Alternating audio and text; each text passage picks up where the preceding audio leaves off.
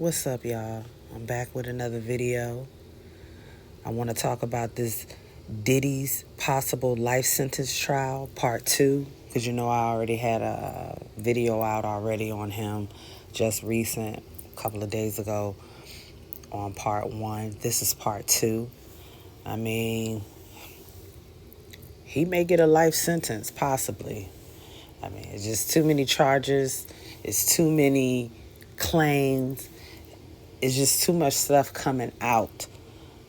But this video I wanted to make to talk about Diddy's team working overnight for the closing arguments that occurred in the courtroom on Friday, June 27th. Diddy has pleaded not guilty to charges that include racketeering, conspiracy, and sex trafficking. If convicted on all counts, he is faced up to life in prison. Recent reports and court documents indicate that federal prosecutors are allegedly saying that Diddy used his business empire, Bad Boy Records, as a criminal enterprise. Now that right there is a big red flag. He's had Bad Boy, the brand, since the 90s. Then it goes into the 2000s, then the mid-2000s, then the now late 2000s. That legacy that Diddy worked hard for and, I'm pretty sure had assistants to help him grow. Now everybody looking at it allegedly like this could have been a criminal enterprise. This could have been the real deal. But he used Bad Boy as a mask.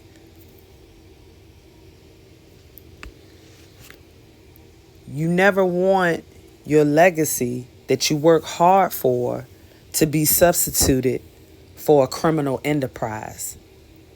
And when now they look at it like that, the courts, the feds, ain't no turning back. Ain't nobody going to look at it like how they used to look at it, the Bad Boy brand. They're not going to look at it like how they used to look at it. And all that good music we know we done heard over the years, legendary music. And now it could possibly, allegedly, be a substitution for criminal enterprise to cover up for a lot of illegal things. That's basically where they're going with that. There were also claims that Diddy leveraged employees, resources, and his influence to engage in sex trafficking, forced labor, kidnapping, arson, etc. For the people that don't know what leverage is, because there's people out there that may not know, it's just basically taking advantage. They're trying to say that Diddy took advantage of his employees and the resources that he was able to have access to. Diddy and his team are fighting for Diddy's freedom right now at this point. They're fighting for it. Because I believe that most of the jury, or some of the jury, they want his butt in jail. But his team, they ride or die right now for him. They are fighting for him. So right now, this is the closing argument. This is what's been going on. This is the main thing that I'm seeing, I'm reading about. The main thing right now for Diddy's trial is the closing argument. Because this trial can't last forever. Eventually, it's just, they're going to have to wrap it up. So, and it's getting to that point. So now that it's getting to that point of it's about to be over, it's closing argument. Him and his team are fighting for his freedom. But what Diddy don't understand is, or maybe he hasn't realized it yet, is that his life is never going to be the same. It's never going to be the same. This has ruined his legacy. Too many claims and charges are out to the public. And then the video with Cassie, with the aggressive fight that they had, too much has been out to the public. So even if off the skin of his teeth he's able to get out of prison, his life is still never going to be the same. And Diddy's going to have to realize that, trust and believe. I believe it's going to be plenty of supervision with Diddy. If they free him, it's going to be a very strict lifestyle. That's what I want to say. His lifestyle, what he had before, is not going to, that's not going to be what he had once he get out. I believe they're going to put him on a very strict lifestyle and underneath 24/7 supervision. That's what I think, you know. I could be wrong, but that's what I think. But I do believe his life will never be the same. People are not going to want to deal with him. They're not. Some may, some are not. So right now, Diddy and his team are fighting for his freedom.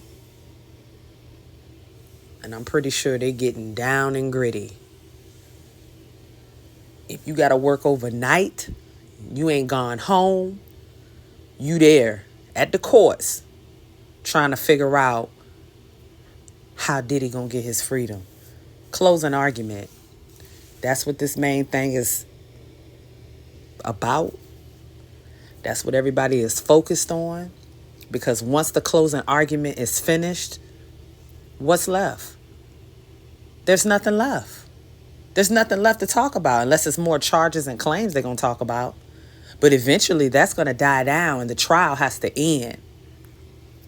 That's why I say closing argument, or the closing arguments with the defense team and the prosecutors, they getting down and gritty.